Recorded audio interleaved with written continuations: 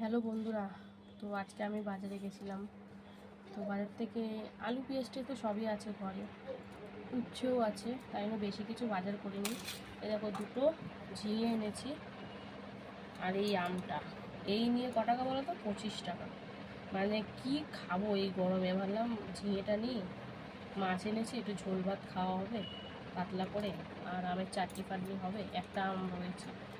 তো এই কি খাবো বলো?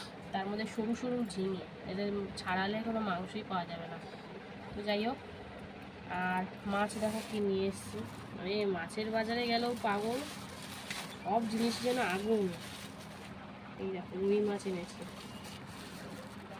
এনেছি, আবার একটা মাথাও নিয়েছি আলাদা করে।